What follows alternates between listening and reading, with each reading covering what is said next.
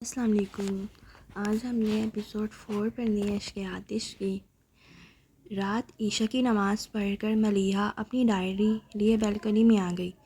جن کی نگاہ جسم کے پار جا سکتی ہو وہ بھی دل سے آگے احساس تک پہنچ کر رک جاتے ہیں، مگر وجدان مصطفیٰ عجیب شخص ہے، روح کی باتیں کرتا ہے، اور باتیں بھی ایسی کہ سنو تو دل چاہے سنتے ہی جاؤ۔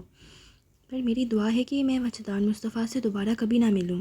مجھے ڈر ہے کہ یہ مجھ سے وہ سب کروا لے گا جو میں کبھی کرنا نہیں چاہتی، جسے کرنے کی مجھ میں ہمت بھی نہیں ہے۔ ہم اپنے دل کو تھپکتے ہیں اور سوچتے ہیں کہ تتلیوں کے پروں پر کہانیاں لکھ کر بچائیں کیسے انہیں دھوپ کی تمازت سے۔ وجدان کے ساتھ ہوئی اس دوسری ملاقات کو 2 مہینے ہونے والے تھے، مگر ملیحہ نے اس دوران ایک بار بھی لائبریری کا رخ نہیں کیا تھا۔ اسے یقین تھا کہ وہ ابھی بھی اسی درخت کے نیچے کھڑا ہوگا جہاں اس روز وہ اسے چھوڑ آئی تھی۔ وہ لاکھ انکار کرتی، مگر یہ سچ تھا کہ وہ اسے ڈسٹرب کر گیا تھا۔ اس کے دل کے دروازے تو بند ہی رہے، مگر وہی دل میں اس ادا سے آیا جیسے سورج کی روشنی بند دروازوں کی جھڑیوں سے گزر کر اندر کے منظر کو روشن کر کے اپنے ہونے کا اعلان کر دے۔ ملیحہ کی حالت اس نادان جیسی تھی جو عیاں ہوتے مناظر سے صرف نظر کرنے کو ہتھیلیاں آنکھوں پر رکھ لے۔ پر جب اجالے نے بند پلکوں میں بھی راستہ بنا لیا تو تڑپ کر وہی ہتھیلیاں آسمان کی طرف اٹھا دیں کہ سورج کو ہی ڈھانپ لیں۔ وجدان مصطفیٰ کے وجود سے پھوٹتی روشنی نے جب پہل ملیحہ کی آنکھوں کو چھوا تو اس نے اپنی آنکھیں بند کر لیں، اور پھر اسے پتہ ہی نہیں چلا کہ اس کی بے خبری میں اس کے آس پاس کتنا اجالا بکھر گیا تھا۔ اور جب معلوم ہوا تو وہ اندیشہ محبت سے گھبرا اٹھی۔ عجیب سی حالت ہو گئی تھی اس کی، بیٹھے بیٹھے چونک جاتی، بولتے بولتے ایک دم ہی چپ ہو جاتی، اور جب کچھ سمجھ نہیں آتا تو نور الہدیٰ کے پاس پہنچ جاتی۔ اظہر فاروقی نے ملیحہ میں آئی ان تبدیلیوں کو محسوس بھی نہیں کیا تھا، لیکن نور الہدیٰ نے نہ صرف ان تبدیلیوں کو محسوس کر لیا تھا بلکہ وہ ٹٹک بھی گئے تھے۔ ملیحہ کا بے اختیار اپنی طرف آنا انہیں چونکا گیا تھا۔ انہیں اسٹڈی میں بیٹھے کام کرتے ہوئے بہت رات ہو گئی تھی۔ انہوں نے وال کلاک کو دیکھا جو 12 بجا رہا تھا، پھر باقی کام نمٹانے کا سوچ کر وہ پیپرز سمیٹنے لگے۔ تبھی ملیحہ آ گئی، چائے کے 2 کپ ٹرے میں لیے۔ اس نے ٹرے ٹیبل پر رکھی، خود بھی ایک چیئر پر بیٹھ گئی۔ تم تو جلدی سو جاتی ہو، آج ابھی تک کیسے جاگ رہی ہو؟ اور چائے بھی 2 کپ بنائی ہے، کیا ساری قسمیں آج ہی توڑ دو گی؟ نیند نہیں آ رہی ہادی بھائی، اس نے جیسے شکایت کی، مگر مجھے تو بہت نیند آ رہی ہے اور میں بس ابھی سونے ہی جا رہا تھا۔ وہ اسے چھیڑنے کو بولے اور وہ چڑ بھی گئی۔ آپ کوئی سونے نہیں جا رہے بلکہ میرے ساتھ چائے پئیں گے اور باتیں کریں گے۔ وہ اسے دیکھ کر بولے، زبردستی ہے؟ ہاں ہے تو، اس نے صاف گوئی سے کہا، مگر صرف آپ کے ساتھ۔ جیسے تمہاری مرضی۔ انہوں نے کپ اٹھا لیا اور گھونٹ بڑھ کر کہا، افتخار ماموں آئے تھے؟ ہاں، کپ ہونٹوں سے ہٹا کر اس نے کہا، لیکن آپ تو اس وقت گھر پہ نہیں تھے۔ سڑک سے اندر آتے ہوئے میں نے ان کی گاڑی گیٹ سے نکلتے دیکھی تھی، انہوں نے کہا تو ملیحہ سر ہلاتے ہوئے بتانے لگی۔ ان کے ساتھ منیر ماموں بھی تھے، وہ دونوں مجھے لینے آئے تھے۔ کیوں؟ انہوں نے یوں ہی پوچھ لیا۔ میں نے بتایا تھا نا، 25 نومبر کو سمیرہ اور آفاق بھائی کی شادی ہے، سب رشتہ دار اکٹھے ہو چکے ہیں، کل لاہور سے خالہ بھی آ جائیں گی تو ماموں نے سوچا مجھے بھی آ کر لے جائیں۔ پھر تم گئی نہیں؟ بابا جان نے منع کر دیا کہ جا کر رہنے کی کیا ضرورت ہے، شادی میں بھجوا دیں گے۔ اس میں بھلا ضرورت کا کیا چکر ہے؟ تمہارے سب کزنز آئے ہوئے ہیں، ان کے ساتھ تھوڑا انجوائے کر لیتی، اور یہ آفاق بھی تمہارا کزن ہی ہے نا؟ انہوں نے پوچھا۔ منیر ماموں کے بڑے بیٹے ہیں اور اس دن کارڈ دینے بھی تو آئے تھے۔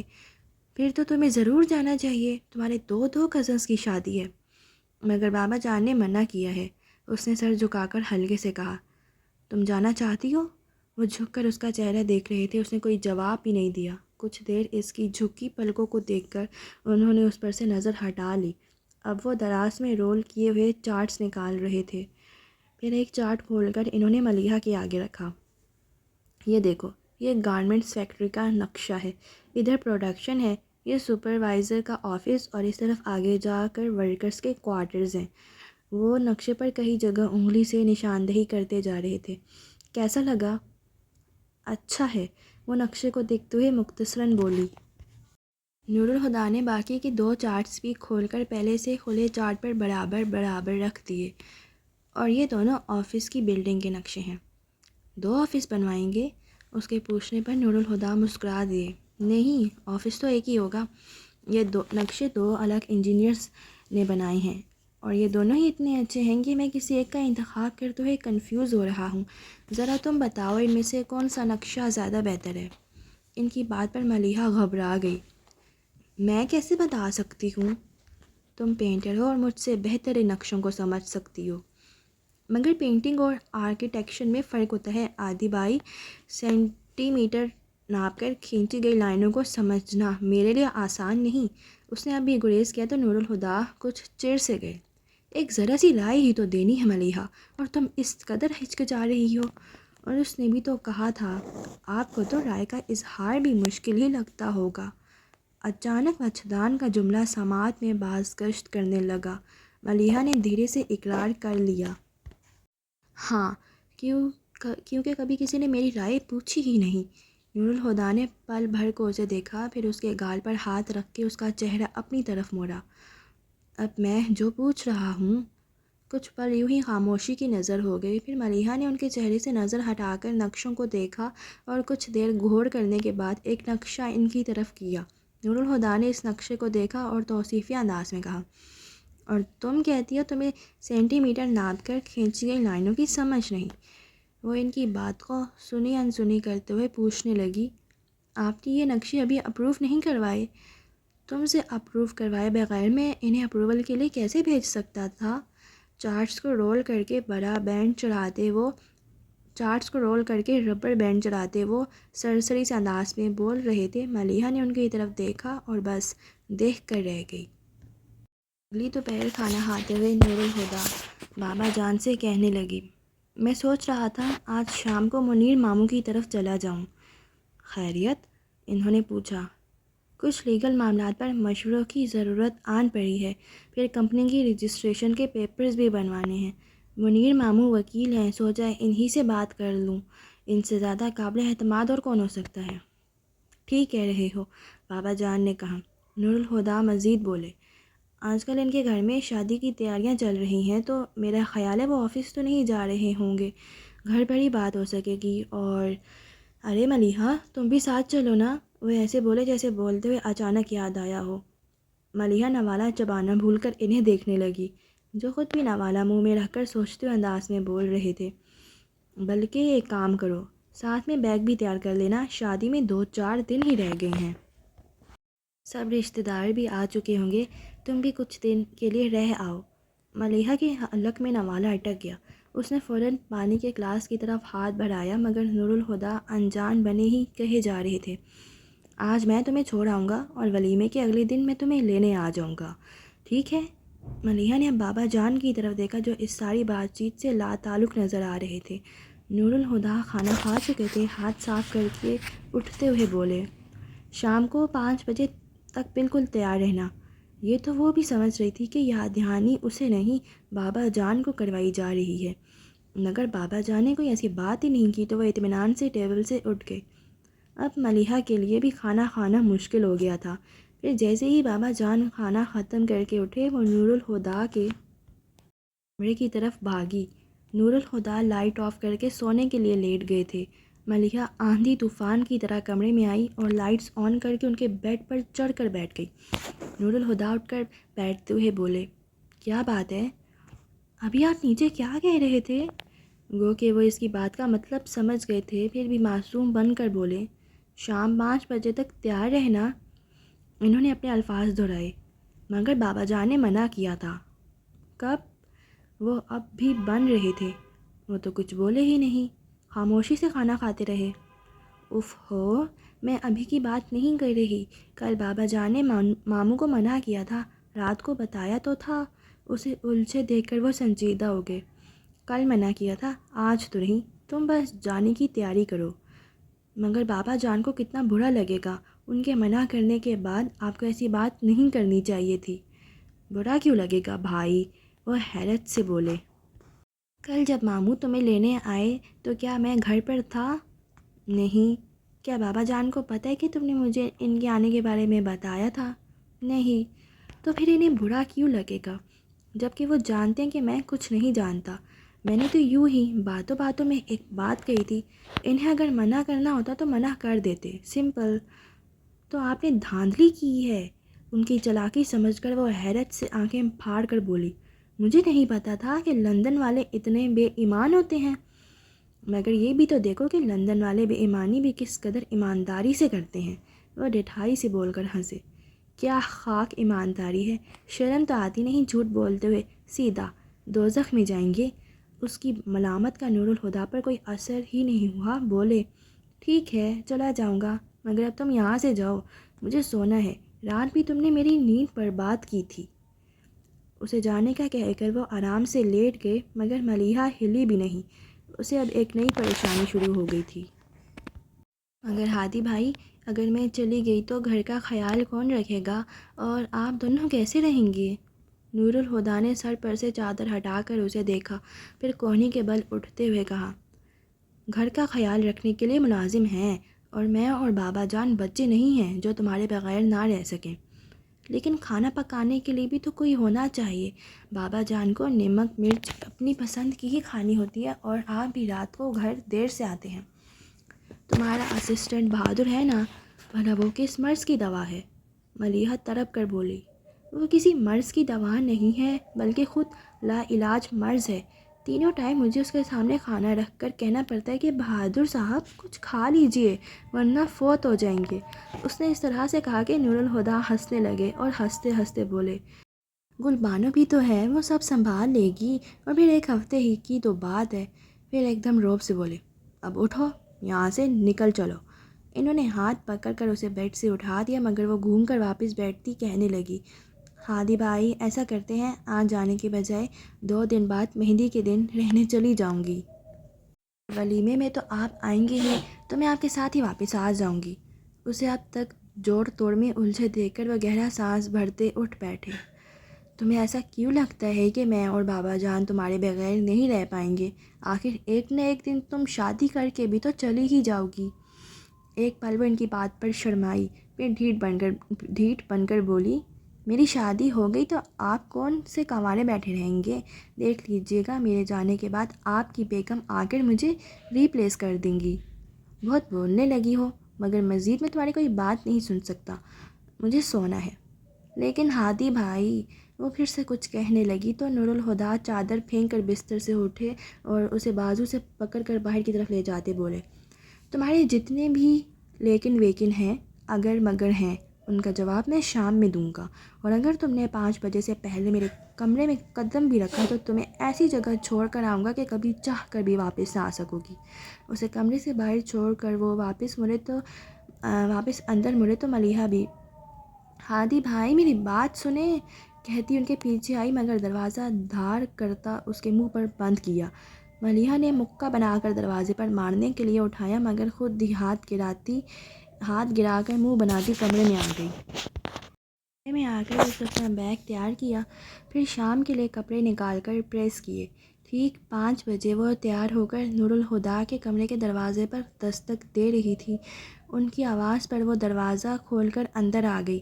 نور الہدیٰ بلیک ڈریس پینٹ پر بلیک ہی شرٹ پہنے، گلے میں ایک میرون اور دوسری براؤن ڈاٹس والی ٹائی لٹکائے ڈریسنگ کے سامنے کھڑے تھے۔ اسے دیکھ کر بولے، ملیحہ ذرا بتانا تو دونوں میں سے کون سی ٹائی زیادہ سوٹ کرے گی؟ بیگ وہیں سائڈ میں رکھتے ہوئے وہ ان کی طرف دیکھ کر بولی، آپ ہر بات میں میری رائے لینا ضروری کیوں سمجھتے ہیں؟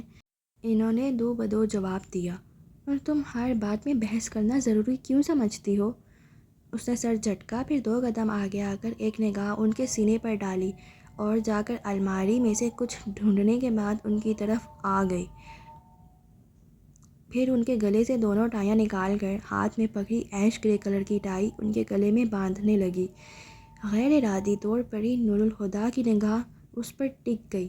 وہ اس وقت سفید رنگ کی جارجٹ کی شلوار پر شفون کی قمیض پہنے، سفید شفون کا ہی دوپٹہ کندھوں پر پھیلائے کھڑی تھی۔ کانوں میں سفید موتیوں کے آویزے تھے، آنکھوں میں کاجل کی سی پتلی لکیر اور ہونٹوں پر نیچرل شیڈ کی لپسٹک لگا کر بال کمر پر کھلے چھوڑ رکھے تھے۔ کبھی کبھی ایسا ہوتا تھا کہ نور الہدیٰ اسے دیکھتے دیکھتے ایک پل کو سب کچھ فراموش کر بیٹھتے، جیسے ابھی انہیں کچھ ہوش ہی نہیں رہا تھا۔ ٹائی کی نوٹ لگا کر کالر صحیح کرتے ہوئے ملیحہ ان کی طرف دیکھ کر یوں ہی مسکرائی تو نور الہدیٰ فوراً سنبھلے اور مڑ کر آئینے میں ٹائی ٹھیک کرنے لگے، مگر آئینے میں بھی ان کی نگاہ ملیحہ کے عکس پر تھی۔ تم سفید رنگ مت پہنا کرو، ان کی آواز پر ملیحہ حیرت سے بولی۔ کیوں؟ اس رنگ میں تم اتنی پیاری لگتی ہو کہ ڈر لگتا ہے کہیں تمہیں نظر نہ لگ جائے۔ ہادی بھائی، وہ ایسے بولی جیسے کہہ رہی ہو کیا بیکار کی بات کر رہے ہیں۔ ایک منٹ، اسے رکنے کا کہہ کر نور الہدیٰ نے دراز سے کیمرہ نکال کر آنکھوں پر لگا لیا۔ یہ کیا کر رہے ہیں؟ نور الہدیٰ نے کیمرہ نیچے کرتے ہوئے کہا۔ تصویر کھینچ رہا ہوں، مگر مفت میں نہیں کھینچوں گا، بدلے میں ایک مسکراہٹ ملنی چاہیے۔ اور ملیحہ فوراً ہی مسکرا اٹھی، اس کی مسکراہٹ کو ہمیشہ کے لیے قید کر لیا۔ پھر بابا جان کے کمرے کی طرف آ گئے، وہ دروازے کی طرف ہی متوجہ تھے۔ نور الہدیٰ سے ایک قدم پیچھے اندر آتی ملیحہ نے انہیں دروازے کی طرف دیکھتا پایا تو گھبرا کر نور الہدیٰ کا ہاتھ تھام لیا۔ نور الہدیٰ نے اس کے ہاتھ کو اپنی مضبوط گرفت میں لے لیا اور ہلکے سے جھٹکے سے اسے اپنے قریب کر لیا، اتنا کہ اس کا شانہ نور الہدیٰ کے بازو کو چھونے لگا۔ یہ ساری کارروائی بڑے ہی غیر محسوس انداز میں ہوئی تھی، پھر بھی بابا جان کی عقابی نگاہوں سے چھپ نہ سکی۔ بیٹی اور بھتیجے کے اس اتحاد کو دیکھ کر ایک انوکھا خیال اچانک ہی ان کے ذہن میں آیا تھا۔ نور الہدیٰ ملیحہ کو ساتھ لیے ان سے 2 قدم کے فاصلے پر رک کر بولے، ہم دونوں بس جا ہی رہے تھے، آپ کو اللہ حافظ کہنے آئے تھے۔ وہ ابھی تک اس خیال کے زیر اثر تھے، زیر لب مسکرا دیے۔ نور الہدیٰ ان کی معنی خیز مسکراہٹ کا مطلب تو نہ سمجھے، پر اسے ہی غنیمت خیال کرتے ہوئے بولے، اللہ حافظ کہہ کر پلٹ گئے۔ ملیحہ نے بھی جھٹ سے اللہ حافظ بابا جان کہا اور ان کے ساتھ ہو لی۔ نور الہدیٰ کو دھیان بھی نہیں رہا تھا کہ کمرے سے نکلتے وقت بھی ملیحہ کا ہاتھ ان کے ہاتھ میں تھا اور بابا جان نے باہم تھامے ہوئے ان ہاتھوں کو دیکھتے ہوئے اپنے خیال کو فیصلے میں بدل دیا تھا۔ کار گیٹ پر روک کر نور الہدیٰ نے ملیحہ سے کہا، جاؤ، تو اس نے کہا، آپ اندر نہیں آئیں گے؟ اس وقت مجھے کہیں اور جانا ہے، اندر جاؤں گا تو دیر ہو جائے گی، انہوں نے مجبوری بتا کر کہا۔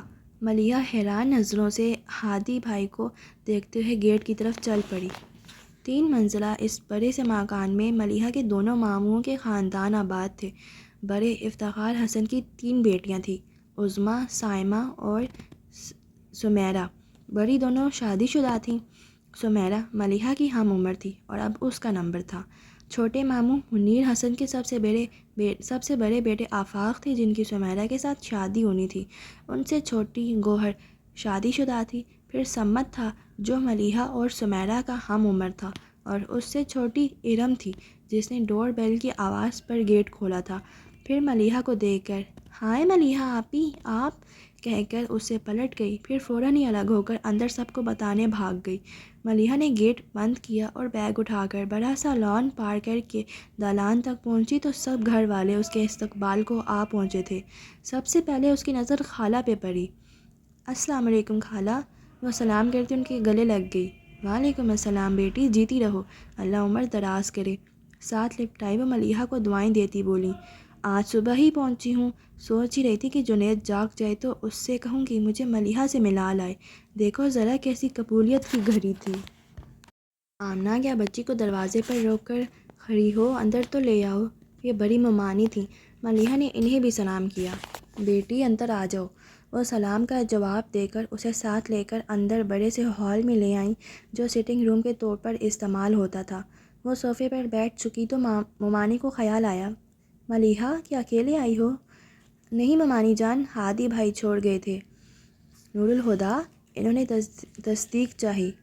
جی، تو دروازے سے کیوں جانے دیا، روک لیتی، انہیں کسی ضروری کام سے جانا تھا، کہہ رہے تھے پھر آئیں گے۔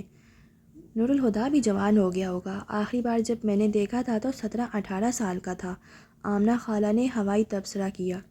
چھوٹی ممانی بولی، ایسا ویسا آپا نگاہ نہیں ٹھہرتی، فریال ہوتی، آج تو بیٹے کا صدقہ نکالتی، آخر پالنے والی تو وہی تھی۔ اللہ جنت نصیب کرے، اس نے کبھی اپنے پرائے کا فرق نہیں کیا۔ تبھی تو نور الہدیٰ نے اس کے گھر سے رشتے جوڑ رکھے ہیں۔ لندن سے آتے ہی دوسرے دن ماموں کو سلام کرنے گھر آیا تھا۔ پھر ملیحہ سے بولیں، بھائی صاحب کیسے ہیں؟ ٹھیک ہیں۔ آفاق بھائی نظر نہیں آ رہے، اپنے کسی دوست کی تلاش میں نکلے ہیں۔ اور سمیرہ؟ اس نے مزید پوچھا۔ اپنے کمرے میں ہے، جب سے مایوں بٹھایا ہے سارا وقت سوتی رہتی ہے، کہتی ہے فارغ بیٹھے اور کیا کروں، میں اسے دیکھتی ہوں۔ وہ دروازے کے ساتھ موجود سیڑھیاں چڑھتی اوپر سمیرہ کے کمرے میں آ گئی۔ سنا تھا شادی قریب ہو تو راتوں کی نیندیں اڑ جاتی ہیں، پر یہاں تو دن میں بھی خواب خرگوش کے مزے لیے جا رہے ہیں، اس نے کہتے ہوئے ذرا سا چادر کو کھینچا جسے بھنا کر واپس تان لیا گیا۔ گوہر کی بچی، تمہیں کہا نا میں نہیں اٹھوں گی، جو بکواس کرنی ہے کر لو۔ ابھی شادی ہوئی بھی نہیں اور حواس اس قدر معطل ہیں کہ میری آواز بھی پہچانی نہیں جا رہی۔ شادی کے بعد تو شکل بھی نہیں پہچانو گی۔ چادر تلے ٹنکنے کے آثار نمودار ہوئے، پھر ایک آنکھ نکال کر باہر جھانکا اور ملیحہ پر نظر پڑتے ہی یہ تم ہو کہہ کر چادر پھینکتی وہ دیوانہ وار ملیحہ سے لپٹ گئی۔ سمیرہ بس کرو، پسلیاں توڑو گی۔ ملیحہ نے بامشکل اسے خود سے الگ کیا۔ وہ الگ تو ہو گئی پر اسے زور سے ہاتھ مار کر بولی، بدتمیز، جب ابو اور چاچو تمہیں لینے گئے تھے تب کیوں نہیں آئیں؟ اب آ گئی ہوں نا، وہ متانت سے بولی۔ اب بھی نہیں آتی تو میں تمہیں جان سے مار دیتی۔ اتنے میں ایک بچہ بھاگا ہوا آیا اور بولا، خالہ مما کہہ رہی ہیں آ کر چائے پی لیں، اور بول کر واپس بھاگ گیا۔ چلو، ملیحہ نے اسے بھی ساتھ اٹھایا، صرف تمہیں بلایا ہے، میرے تو باہر نکلنے پر پابندی ہے کہ خدا نخواستہ آفاق صاحب کی نظر پڑ گئی تو ان کے ایمان کو شدید خطرات لاحق ہو جائیں گے۔ ویسے سخت انصافی ہے، انہیں بھی کمرے میں بند کر دینا چاہیے، آخر ہم بھی صاحب ایمان ہیں۔ اس کے جلے کٹے انداز پر ہنستے ہوئے ملیحہ نے کہا، تمہارے ایمان کا بھی خیال ہے، اسی لیے تو کمرے میں بٹھایا ہے۔ تو کیا فائدہ، میں کھڑکی میں سے انہیں آتے جاتے دیکھ لیتی ہوں۔ کیا؟ ملیحہ نے آنکھیں پھاڑ کر اسے دیکھا تو وہ ڈٹھائی سے ہنسنے لگی، بہت بے شرم ہو۔ پھر اٹھتے ہوئے بولی، ابھی آ کر تمہیں دیکھتی ہوں۔ چائے کے دوران ہی مغرب کا وقت ہو گیا۔ باقی سبھی لوگ نماز پڑھ ہی رہے تھے کہ وہ نماز پڑھ کر دالان میں بچھے تخت پر آ بیٹھی۔ دونوں پاؤں سینڈل سے آزاد کر کے اوپر اٹھائے وہ فرصت سے بیٹھ گئی۔ آسمان کا رنگ گہرا ہونے لگا، دور کہیں کچھ پرندے اپنے آشیانوں تک پہنچنے کی کوشش میں اڑے جا رہے تھے۔ وہ فارغ بیٹھی ان پرندوں کو دیکھتی رہی، پھر یوں ہی بھٹکتی اس کی نظر تخت پر کچھ ہاتھ کے فاصلے پر رکھے دوپٹے پر پڑی، جس پر کچھ دیر پہلے صائمہ لیس ٹانک رہی تھی۔ کرنے کو اور تو کچھ نہیں تھا، لیس اور دوپٹہ اٹھایا اور ٹانکنے لگی۔ گیٹ کا دروازہ کھول کر کوئی اندر آیا تھا، ملیحہ نے دھیان نہیں دیا۔ اتنی سی دیر میں وہ سمجھ گئی کہ یہ آمد و رفت بھی شادی کے ہنگاموں کا ہی ایک حصہ ہے۔ اندر آنے والا شام کے دھندلکے میں دالان کی روشنی میں تخت پر بیٹھی سوئی دھاگے میں الجھی لڑکی کو دیکھ کر پہلے تو آگے بڑھنے لگا، پھر کچھ شک سا ہوا تو اس کے چہرے کی طرف دیکھا۔ آپ؟ حیرت بھری آواز پر ملیحہ سمجھی تو نہیں مخاطب وہ تھی، پھر بھی سر اٹھا کر دیکھا تو چاکلیٹ کلر کے شلوار قمیض میں ملبوس وجدان کو دیکھ کر حیرت کچھ اس طرح غالب آئی کہ احساس بھی نہیں ہوا، اور سوئی دوپٹے میں سے گزارنے کے بجائے سیدھی بائیں ہاتھ کے انگوٹھے میں گھسا دی۔ ملیحہ کو تو انگوٹھے میں اٹھتی ٹھیسوں کی طرف دھیان بھی نہیں گیا تھا۔ وجدان نے اس کے انگوٹھے سے خون کے قطرے کو ابھرتے دیکھا تو سر جھٹکتا اس کے پاس چلا آیا۔ یہ آپ نے کیا کیا؟ اسے ملامت کرتا اس کے گھٹنا زمین پر ٹکاتا ہوا بیٹھا اور اس کا ہاتھ تھامنے کو ہاتھ بڑھایا تو ملیحہ نے کرنٹ کھا کر اپنا ہاتھ پیچھے کر لیا۔ وجدان نے سر اٹھا کر اس کی طرف دیکھا، پھر جیب سے رومال نکال کر اس کی طرف بڑھایا۔ اسے تو لے سکتی ہیں۔ ملیحہ نے کچھ ہچکچاہٹ کے بعد رومال لے لیا۔ رومال سے خون صاف کرتے ہوئے اس نے وجدان کو کہتے سنا، آپ نے لائبریری آنا کیوں چھوڑ دیا؟ ملیحہ نے چونک کر اسے دیکھا۔ آپ کو کیسے پتہ ہے؟ وہ کچھ بھی بولے بغیر مسکرایا تو ملیحہ نے آنکھیں پھیلا کر اسے دیکھا۔ تو آپ روز وہاں جاتے ہیں؟ میرا مطلب ہے 2 مہینے سے آپ کیسے؟ وہ بے ربط انداز میں بول رہی تھی۔ وجدان کی مسکراہٹ کچھ اور بھی گہری ہو گئی۔ مجھے یقین تو نہیں ہے مگر یہی سچ ہے۔ میں تیرے واسطے عمریں گزار سکتا ہوں۔ یہی نہیں کہ مجھے جیتنے کی خواہش ہے، میں تیرے واسطے خود کو بھی ہار سکتا ہوں۔ ملیحہ دم بخود سی بیٹھی تھی اور وجدان بھی جیسے ان پلوں کے سحر سے نہیں نکلنا چاہتا تھا۔ وجدان! اس ایک پکار نے طلسم توڑ دیا۔ وہ دونوں ایک دم سے ہوش میں آ گئے۔ وجدان نے گردن گھما کر آواز کی سمت دیکھا۔ گیٹ سے اندر آتا آفاق اسے دیکھ کر حیران ہوا۔ تم یہاں ہو اور میں تمہیں سارے شہر میں تلاش کر رہا تھا۔ ملیحہ نے آفاق کو دیکھا اور پھر وجدان کو۔ سرے شام ایک شخص ملیحہ کے سامنے گھٹنوں کے بل نیاز مندی سے بیٹھا تھا۔ یہ سچویشن کسی حد تک قابل اعتراض تو تھی۔ اس خیال سے وہ کچھ شرمندہ بھی تھی مگر وجدان کے چہرے پر اسے کسی قسم کی گھبراہٹ کے آثار نظر نہیں آئے۔ وہ اطمینان سے اٹھ کر آفاق سے گلے ملا جو شکوہ کر رہا تھا۔ کہاں ہوتے ہو یار، نظر ہی نہیں آتے۔ پاپا بھی تمہاری گمشدگی سے کافی ناراض ہیں۔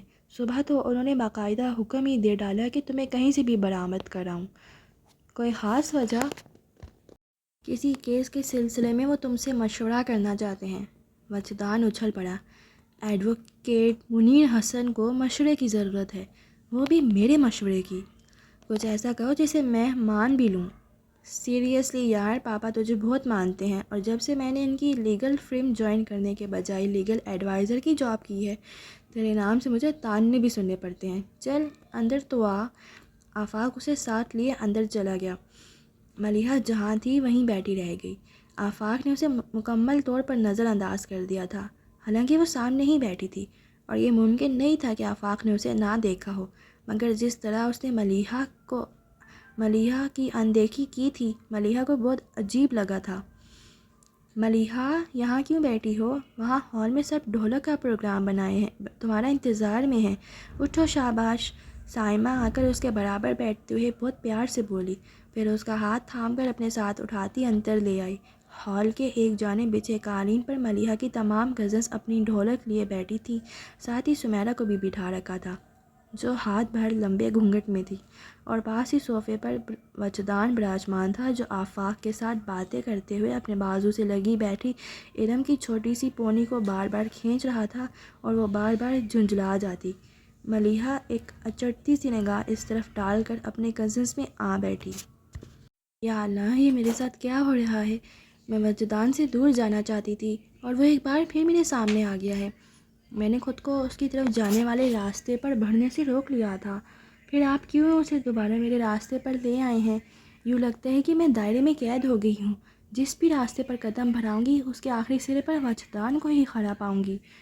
ان سطروں کو رقم کر کے اس نے ڈائری بند کر کے احتیاط سے بیگ میں واپس رکھی اور لائٹ آف کر کے ڈبل بیڈ پر جا کر لیٹ گئی، جس کے ایک سرے پر سمیرا بے خبر سو رہی تھی۔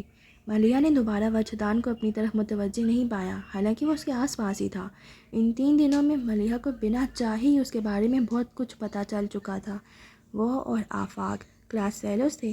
LLB کرنے کے بعد اس نے منیر حسن کا آفس جوائن کر لیا تھا۔ گھر میں اسے گھر کے فرد کی حیثیت حاصل تھی اور سبھی لوگ اسے کافی پسند کرتے تھے۔ بڑے ماموں افتخار حسن نے تو وجدان کو اپنا بیٹا بنا رکھا تھا۔ مہندی کا انتظام چھت پر کیا گیا تھا۔ ہوا میں ہلکی سی خنکی تھی جو بھلی لگ رہی تھی۔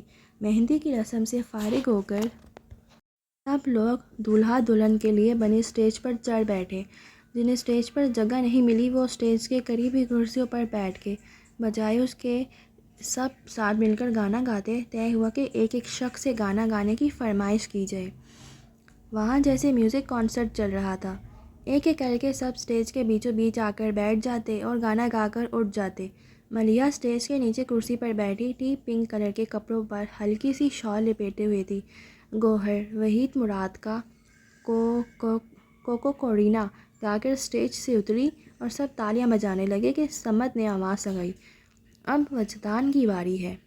سب نے سمت کی پیروی میں وجدان کا نام پکارنا شروع کیا۔ وجدان اپنی جگہ سے اٹھ کر سب کے بیچ میں آ کر آلتی پالتی مار کے بیٹھ گیا۔ میں گانا نہیں بلکہ ابن انشا کی ایک نظم سناؤں گا۔ ارشاد ارشاد کی آوازیں ابھری۔ جب شور تھما تو وجدان اپنی پر اثر آواز میں گویا ہوا۔ ہم گھوم چکے بستی بن میں، ایک آس کی پھانس لیے من میں۔ کوئی ساجن ہو، کوئی پیارا ہو، کوئی دیپک ہو، کوئی تارا ہو، جب جیون رات اندھیری ہو، ایک بار کہو تم میری ہو۔ وجدان کی آنکھیں بند تھیں، وہ ملیحہ کو نہیں دیکھ رہا تھا، پر ملیحہ کو یوں ہی لگا جیسے وہ اس سارے مجمع میں خاص طور پر اسی سے مخاطب تھا۔ اس کے چہرے کے وجاہت بھرے نقوش کو ملیحہ پہلی بار دل کی آنکھ سے دیکھ رہی تھی، اور پہلی بار اس نے جانا تھا کہ دل کی آنکھ سے دیکھنا کیسا لگتا ہے۔ وہ وجدان کی آواز کو روح کی گہرائی سے سن رہی تھی۔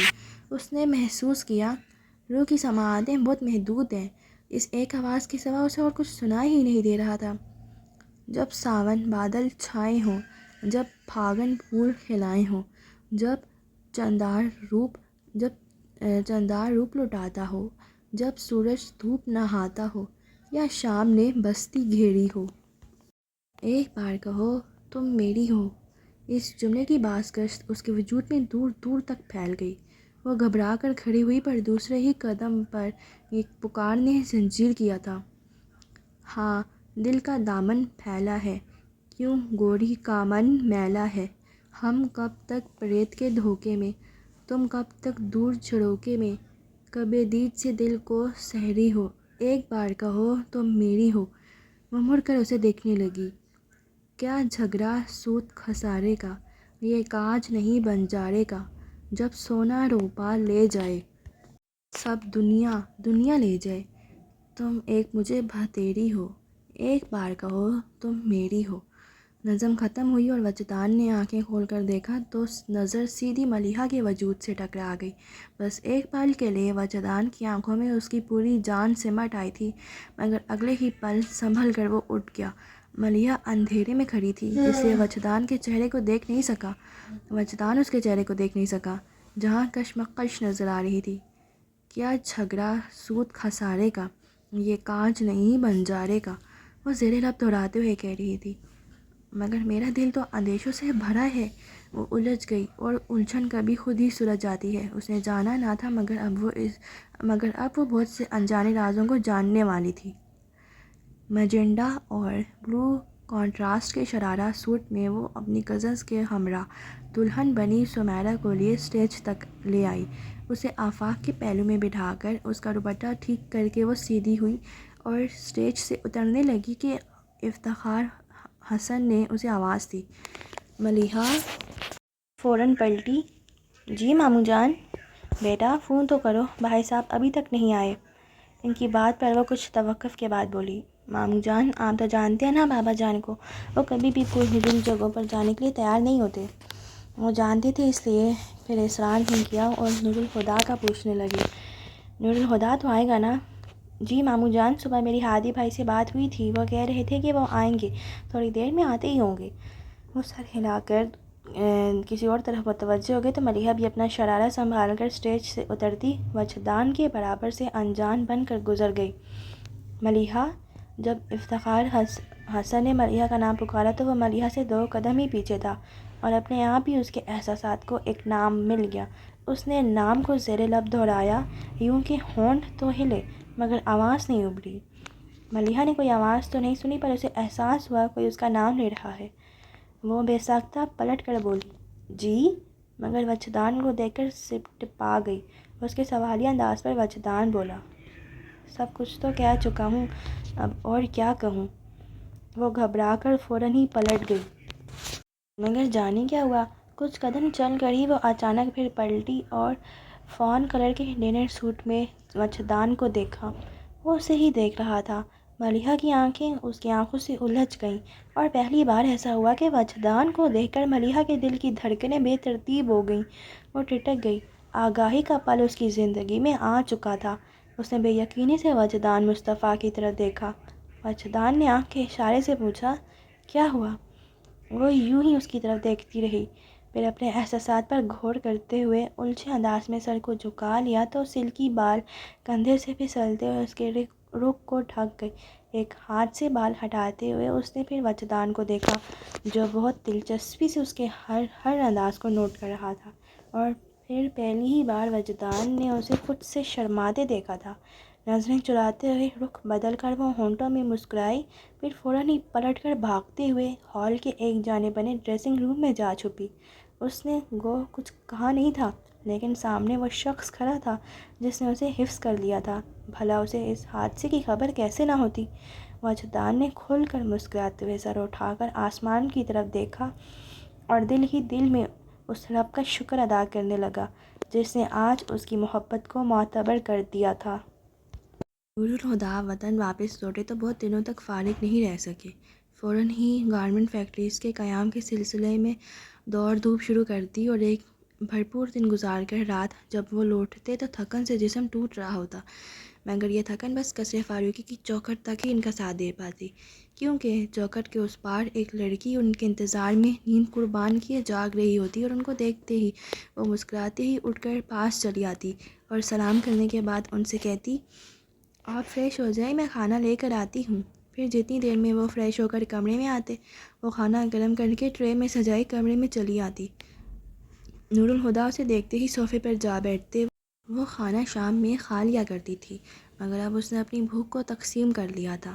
تھوڑا سا کھانا وہ شام کو بابا جان کے ساتھ کھاتی اور تھوڑا سا کھانا رات میں نور الہدیٰ کا ساتھ دینے کو کھاتی، مگر آج دروازہ کھول کر اندر پیر رکھتے ہوئے انہوں نے خالی صوفے کو دیکھا تو وہیں رک گئے۔ ایک تم جو نہیں ہو تو لگتا ہے کچھ نہیں ہے، انہوں نے اپنی سرگوشی سنی۔ صاحب کھانا لگا دوں؟ بہادر ایک دم سے کسی کونے سے نکل آیا۔ رہنے دو یار، بھوک نہیں ہے، بہت بیزاری سے بول کر وہ دروازے کے آگے بنے اسٹیپ پر بیٹھ گئے۔ بہادر سر ہلا کر واپس غائب ہو گیا تھا۔ نور الہدیٰ نے کوٹ ران پر رکھا، آستینیں کوہنی تک پہلے سے ہی چڑھا رکھی تھیں۔ ٹائی کی نوٹ کھینچ کر ڈھیلے کرتے ہوئے انہوں نے گریبان کے بٹن بھی کھول دیے، پھر کلائی پر بندھی گھڑی پر نظر ڈالی اور مسکرا اٹھے۔ اس وقت انہیں شادی ہال میں ہونا چاہیے تھا۔ وہ جانتے تھے ملیحہ اس وقت بے صبری سے ان کا انتظار کر رہی ہوگی، خود وہ بھی اسے ایک نظر دیکھ لینے کو بے چین تھے، مگر پھر یہ خیال کہ وہ ان کی راہ دیکھتے ہوئے بس انہیں سوچ رہی ہوگی کہیں زیادہ کیف آگین تھا۔ وہ ایک ہاتھ سے گدی مسلتے ہوئے خود سے بولے، کبھی سوچا بھی نہیں تھا کہ ایک لڑکی مجھ جیسے شخص سے ایسی امیچور حرکتیں کروا لے گی۔ خود پر مسکراتے ہوئے انہوں نے کوٹ کی جیب سے سگریٹ کا پیکٹ نکالا اور سگریٹ نکال کر ہونٹوں میں دبا کے جیب سے لائٹر نکال کر جلایا۔ سگریٹ سلغاتے ہوئے کچھ یاد کر کے ان کے ہاتھ ایک پل کو رکے، پھر ایک گہری مسکراہٹ کے ساتھ سر جھٹکتے انہوں نے سگریٹ سلغا لیا۔ گلاس وال سے گزر کر ان کی نظریں لاؤنج کے اس صوفے پر ٹھہریں جس پر بیٹھ کر ان کا انتظار کرتے وہ پہلی رات سو گئی تھی، اور پھر آنے والی کئی راتیں نور الہدیٰ نے اسے اسی صوفے پر بیٹھے اپنے انتظار میں جاگتے پایا تھا۔ نور الہدیٰ نے ایک گہرا کش لے کر دھواں ہوا میں چھوڑا اور ملیحہ کو دیکھنے کی ان کی خواہش عجیب سی ڈھنگ سے پوری ہو گئی۔ دھوئیں میں لپٹا اس کا ہر نقش بہت واضح تھا، بند آنکھوں کو ڈھکتے پیٹوں پر سجی پلکوں کا سایہ گالوں پر پڑ رہا تھا، ہونٹ نیم وا تھے، الجھے بالوں کی ایک لٹ اس کے گال کو چھو رہی تھی۔ گرداز باہوں میں کشن دبا رکھا تھا اور لمبا دوپٹہ ایک طرف سے ذرا شانے پر ٹکا تھا اور دوسری طرف سے پیروں کو چھوتا قالین پر بے ترتیبی سے بکھرا تھا۔ دھواں تحلیل ہونے لگا تو عکس بھی مٹنے لگا تھا۔ نور الہدیٰ نے ایک اور کش لے کر دھوئیں کی دیوار اپنی آنکھوں کے سامنے کر لی اور وہ بے خبر حسن پھر سے ان کی نظروں میں آ ٹھہرا۔ محبت کا یہ کھیل بھی کتنا عجیب ہے کہ دھندلے منظر زیادہ روشن، زیادہ صاف دکھائی دیتے ہیں۔ ملیحہ کے عکس کو دیکھتے ہوئے وہ آہستہ سے بڑبڑائے، پھر اپنی ہی بات پر چونک گئے۔ محبت؟ انہوں نے دھیرے سے اس لفظ کو دہرایا اور سوچ میں پڑ گئے۔ وہ سوچتے رہے، یہاں تک کہ ان کی انگلیوں میں دبا سگریٹ صفحہ ہستی سے مٹتے ہوئے اپنے وجود کی تپش ان کی پوروں کو بخش کر انہیں ہوش میں لے آیا۔ بے ساختہ ہی ہاتھ جھٹکتے ہوئے ان کے ہونٹ دلکشی سے مسکرائے تھے۔ تو نور الہدیٰ فاروقی، انہوں نے اپنے آپ کو مخاطب کرتے ہوئے خود سے کہا، آج یہ اعتراف کر ہی لو کہ تمہیں محبت ہو چکی ہے۔ کسی کے تصور سے ان کی آنکھیں جگمگائی تھیں۔ انہوں نے ایک اور سگریٹ نکال کر سلگایا اور دھندلے منظر پھر سے روشن ہونے لگے تھے۔ رات کا نہ جانے کون سا پہر تھا۔ شادی کے ہنگامہ میں بری طرح تھک کر سوئی گوہر کو اس کے 1.5 سال کے بیٹے نے بھوک سے مجبور ہو کر جگا ڈالا۔ اس کے رونے کی آواز پر پاس سوتا جنید بھی جاگ گیا۔ گوہر بچے کے لیے فیڈر بنانے اٹھی اور میاں کو بیٹے کا خیال رکھنے کو کہہ کر کچن میں آ گئی۔ دودھ گرم کر کے فیڈر میں ڈالتی وہ کچن کی لائٹس آف کر کے کمرے میں جانے لگی تو اسے شک ہوا کہ کوئی ٹیرس پر ہے۔ وہ حیران ہوتی ٹیرس پر آئی تو اندھیرے کے باوجود ریلنگ کے پاس کھڑے وجود کو پہچان لیا۔ ملیحہ، تم ابھی تک جاگ رہی ہو؟ ملیحہ نے پلٹ کر اسے دیکھا تو گوہر اس کے پاس آ گئی۔ اور اتنی ٹھنڈ میں تم ٹیرس پر کیا کر رہی ہو؟ چاند کو دیکھ رہی ہوں، اس نے کہا۔ اب چاند کو دیکھنا چھوڑو اور بستر پر جا کر خواب دیکھو، بہت رات ہو چکی ہے اور صبح جلدی اٹھنا ہے۔ ملیحہ نے جیسے خواب سے آگے کی بات سنی ہی نہیں۔ مجھے خواب دیکھنے سے بہت ڈر لگتا ہے گوہر، کیونکہ ٹوٹ جاتے ہیں تو عمر بھر تکلیف دیتے ہیں۔ لیکن آج میرا دل چاہ رہا ہے کہ کچھ خواب جاگتی آنکھوں سے سجا لوں۔ تم نے کبھی جاگتی آنکھوں سے خواب دیکھے ہیں؟ وہ گوہر سے پوچھ رہی تھی۔ شادی سے پہلے دیکھا کرتی تھی، وہ ہنس کر بولی، مگر اب تو بند آنکھوں میں بھی باپ بیٹے کے چہرے ہی نظر آتے ہیں۔ پھر سنجیدگی سے گویا ہوئی، اچھا میں چلتی ہوں، موئز کے لیے فیڈر بنانے آئی تھی، وہ جنید کو پریشان کر رہا ہوگا۔ اور تم بھی اب چاند اور خواب کی باتیں چھوڑو اور جا کر سو جاؤ، کل شام میں ولیمہ ہے اور پورا دن اتنی ہلچل مچے گی کہ آرام کا موقع نہیں ملے گا۔ وہ اسے سونے کا کہہ کر اپنے کمرے میں چلی گئی تو ملیحہ نے مڑ کر نظریں پھر سے چاند کی طرف اٹھائیں، جس پر اس لمحے وجدان کی نظروں کا پہرا تھا، جو لان سے چھت تک جاتی سیڑھیوں پر دونوں ہاتھ سر کے نیچے رکھے لیٹا تھا۔ بار بار شام کا وہ منظر اس کی نگاہوں میں گھوم رہا تھا اور ہونٹوں کی مسکراہٹ لمحہ بہ لمحہ گہری ہوتی جا رہی تھی۔ نور الہدیٰ، ملیحہ اور وجدان، تینوں کی آنکھیں زندگی میں پہلی بار رات جگے سے آشنا ہو رہی تھیں، اور تینوں ہی اس بات سے لا علم تھے کہ اس ایک رات کا جاگنا انہیں ساری عمر جگائے گا۔ آج نور الہدیٰ ملیحہ کو لینے آنے والے تھے۔ وہ 2 راتوں سے سو نہیں سکی تھی۔ صبح فجر کی نماز پڑھ کر سوئی تو 10 بجے اٹھی اور ناشتہ کر کے کمرے میں آتے ہی اپنا بیگ پیک کرنے لگی۔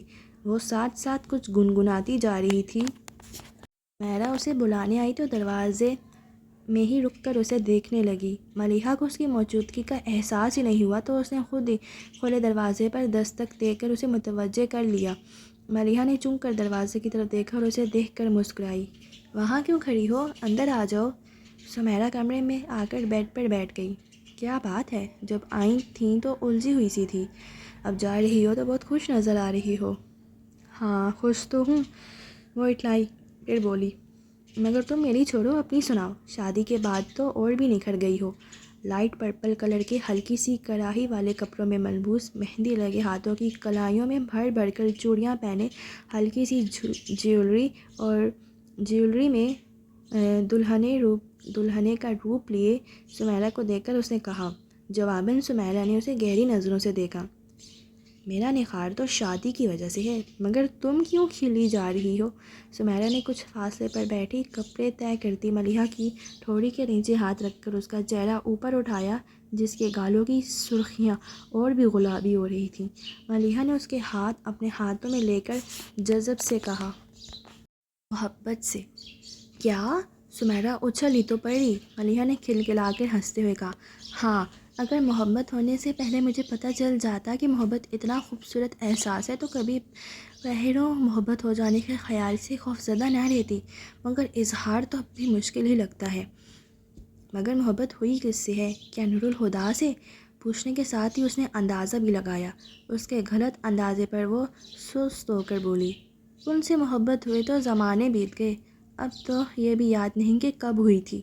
مگر وجدان کا نام نہ لے سکی تو چپ ہو کر یوں ہی بیڈ شیٹ کی اندیکھی شکنیں دور کرنے لگی۔ سمیرہ نے اس کے لہجے کو سمجھا نہیں، اس کے لفظوں کو اپنے اندازے کی تصدیق سمجھ کر چھیڑنے کے سے انداز میں بولی، لگتا ہے انہیں بھی تم سے محبت ہے، کل ولیمہ ہوا اور آج لینے آ پہنچے، ایک دن مزید تمہارے بغیر نہیں رہ سکے۔ ہادی بھائی آ گئے ہیں؟ نور الہدیٰ کے آنے کا سن کر اس نے پھر اور کسی طرف دھیان ہی نہیں دیا اور سب کچھ چھوڑ چھاڑ کر نیچے بھاگی چلی آئی۔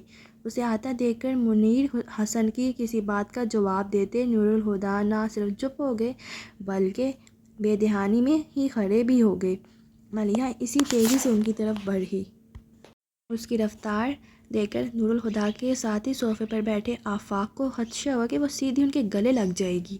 نور الہدیٰ بھی اس کی تیزی پر بوکھلا گئے تھے، پر ان سے 2 قدم کے فاصلے پر ملیحہ نے اچانک ہی بریک لگا لیے۔ اپنی غیر ارادی حرکت پر وہ شرمندہ ہو گئی تھی، اس لیے کچھ بول بھی نہیں پائی، اور نور الہدیٰ نے اس کے بولنے کا انتظار بھی نہیں کیا۔ انہوں نے اس کے سر پر ہاتھ رکھا اور پوچھا، کیسی ہو؟ ٹھیک ہوں، آپ کیسے ہیں؟ اور بابا جان کا کیا حال ہے؟ میں ٹھیک ہوں اور بابا جان کا حال بھی بہتر ہے۔ پھر اسے کھڑے دیکھ کر کہنے لگے، بیٹھ جاؤ، اور وہ فوراً بیٹھ گئی۔ نور الہدیٰ بھی واپس اپنی جگہ بیٹھتے بولے، جی ماموں جان، آپ کیا کر رہے تھے؟ اور ان کی بات کا سلسلہ جہاں سے منقطع ہوا تھا وہیں سے جڑ گیا۔ دوپہر کے کھانے کے بعد وہ اپنا بیگ لینے کمرے میں آئی تو ایک دم سے وجدان کا خیال آ گیا۔ اتنے دنوں سے تو وہ یہیں تھا، پر آج صبح سے نظر ہی نہیں آیا تھا۔ وہ بیگ لیے نیچے آ گئی۔ نور الہدیٰ سب سے رخصت لے کر اس کا بیگ اٹھائے آفاق کے ساتھ گیٹ سے نکل گئے۔ سب سے ملتی وہ سمیرہ تک آئی۔ سمیرہ پل بھر کو اس کے گلے لگ کر بولی، اللہ حافظ۔ ارے یہ کیا طریقہ ہے؟ ملیحہ اچنبھے سے بولی تو اس نے کہا، طریقہ تو بالکل صحیح ہے، لیکن تمہیں اعتراض کیا ہے؟ ویسے تو میں جب بھی آتی تھی تو جاتے وقت تم کیسے روکتی تھی، تھوڑی دیر ٹھہر جاؤ، اچھا شام کو چلی جانا، اور آج کتنے آرام سے مجھے بھیج رہی ہو، ایک بار بھی نہیں روکا۔ کیونکہ میں جانتی ہوں آج تم میرے رکنے سے تم رکو گی نہیں۔ اس کے نروٹھے پن کے جواب میں سمیرہ شوخی سے بولی، پر وہ سادگی سے کہنے لگی، ٹھیک کہہ رہی ہو، مجھے آئے بہت دن ہو گئے، اب اور نہیں رک سکتی۔ پھر اللہ حافظ کہہ کر گیٹ کی طرف جانے لگی۔ اسی وقت وجدان اندر آیا تھا۔ اس نے ملیحہ کو دیکھا، پھر پیچھے کھڑے سب لوگوں کو۔ آپ جا رہی ہیں؟ پہلی بار وہ سب کی موجودگی میں اس سے براہ راست مخاطب ہوا تھا۔ ہاں، اس نے کہا۔ ملیحہ اب آ بھی جاؤ، نور الہدیٰ انتظار کر رہا ہے۔ آفاق نے گیٹ سے اندر منہ کر کے کہا تو کچھ کہے بغیر وہ نکل گئی۔ اپنی خاطر جھوٹ بولتے بولتے مجھ سے بھی جھوٹ بولنا سیکھ گئے ہیں۔ کار کی خاموشی میں ملیحہ کی خف کی بھری آواز سنائی دی۔ وہ اس کی طرف مڑے اور کوئی وضاحت مانگے بغیر بولے، آئی ایم سوری۔ ملیحہ نے ان پر ایک خفا سی نگاہ ڈالی اور منہ پھیر لیا۔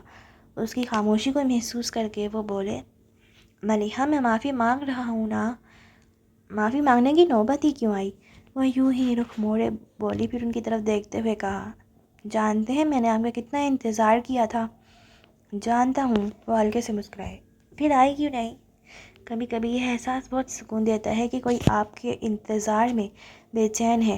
ملیحہ نے سر جھکا کر دھیمی سی مسکراہٹ کے ساتھ کہا، صحیح کہہ رہے ہیں۔ پھر اپنی بات کہہ کر منہ پھیرے کھڑکی سے باہر دیکھنے لگی۔ نور الہدیٰ نے ڈیش بورڈ سے ایک انویلپ اٹھا کر اس کی طرف بڑھایا۔ ملیحہ نے ان کے ہاتھ کی طرف دیکھا، پھر انویلپ میں رکھا کاغذ نکال کر پڑھنے لگی۔ تو جیسے جیسے پڑھتی گئی اس کے چہرے پر جوش کے آثار نظر آنے لگے۔ آخر وہ ان کا بازو دبوچ کر زور سے بولی، مجھے یقین نہیں آ رہا ہادی بھائی، جب مجھے پتہ چلا کہ آرٹس کونسل نئے مصوروں کے لیے ایگزیبیشن ارینج کرنا چاہتی ہے تو میں نے مذاق میں اپلائی کر دیا، پھر میرا سلیکشن ہو گیا ہے۔ واقعی؟ وہ بہت دل سے حیران ہوئے۔ ہاں، اور پتہ ہے اس میں لکھا ہے کہ وہ لیٹر میں سے کچھ پڑھتے ہوئے ایک دم ہی چپ ہو گئی۔ اسے خیال آیا کہ جب اس نے انویلپ میں سے لیٹر نکالا تھا تو وہ کھلا ہوا تھا۔ وہ مشکوک سے انداز میں بولی، ہادی بھائی، یہ انویلپ آپ نے کھولا تھا؟ اب وہ مزید ایکٹنگ کا ارادہ چھوڑ کر ہنستے ہوئے بولے، سوری اگین۔ ہادی بھائی، میں آپ کو سرپرائز دینا چاہتی تھی، اسی لیے آپ کو اور بابا جان کو نہیں بتایا تھا۔ وہ بری طرح چڑ گئی۔ نور الہدیٰ کہنے لگے، انویلپ پر آرٹس کونسل لکھا دیکھ کر میں ایکسائٹڈ ہو گیا تھا، مگر میں نے بابا جان کو نہیں بتایا۔ تم انہیں اپنا سرپرائز دے سکتی ہو۔ آپ مجھ سے کچھ مت کہیں، مجھے آپ کی کوئی بات نہیں سننی۔ اسے روٹھتے دیکھ کر انہوں نے سڑک پر ایک طرف گاڑی روک دی۔ ملیحہ، انہوں نے آواز دی مگر وہ منہ موڑے بیٹھی رہی۔ ادھر دیکھو۔ انہوں نے اس کا چہرہ اپنی طرف کیا اور کان پکڑ کر بولے، سوری، لیکن وہ اپنے ہاتھوں کو دیکھتی رہی، ان کی طرف دیکھا ہی نہیں۔ I am really sorry. انہوں نے اس کے آگے ہاتھ جوڑ دیے تو ملیحہ نے جھٹکے سے ان کے ہاتھوں کو الگ کر دیا۔ آپ بہت برے ہیں۔ میں برا ہوں؟ وہ یوں بولے جیسے ان کا برا ہونا ناممکنات میں سے ہو، تو وہ ایک دم ہی ہنس پڑی۔ نہیں، آپ بہت اچھے ہیں۔ اس کے ہنستے ہوئے چہرے کو دیکھ کر نور الہدیٰ ریلیکس ہو گئی، اور میں بھی کہانی پڑھ کر ریلیکس ہو گئی ہوں۔ خیر، میں تو کہانی پڑھتے ہوئے کافی انجوائے کرتی ہوں، اور یہاں پر ابھی اس ایپیسوڈ کو اینڈ کرتے ہیں، اور مجھے اجازت دیں، اور جاتے جاتے میرے چینل کو سبسکرائب کر دیں اور بیل آئیکن پریس بھی کر دیا کریں، ٹھیک ہے؟ میری ویڈیو کو لائک اینڈ کمنٹس کر دیں۔ Okay, bye bye.